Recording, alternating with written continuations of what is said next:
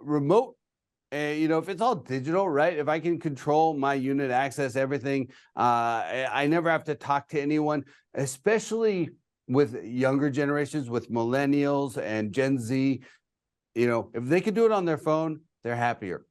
And if they can have 24-hour access and they can do it all electronically, they're generally happier. But when there's a problem, they want to talk to someone.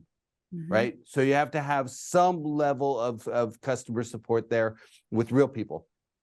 Now, baby boomers lean the other direction, right? They like to talk to people. They want to go in and be able to, they don't want to try to figure out some app. They don't want to go in and figure that. They want to go in and say, hey, I need to rent a unit. Here, give it, let's go in and we'll walk out and you can show me which one's available. They're much more interactive that way. It's old school. So you kind of have to understand who is your customer, right?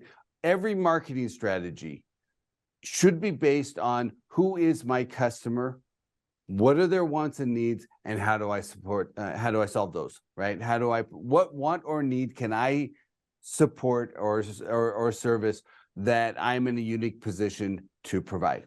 You have to understand the landscape of your competition. What are they doing? How are they operating? But you need to understand that customer base first and position accordingly. So both have advantages. If cost is not an issue, maybe some sort of a hybrid, right? You want to have all the electronic services available, but you also want somebody there 24, not 24/7, but during regular business hours to provide that customer service and that support. If you have to pick one or the other, it's going to really depend on who your customer is.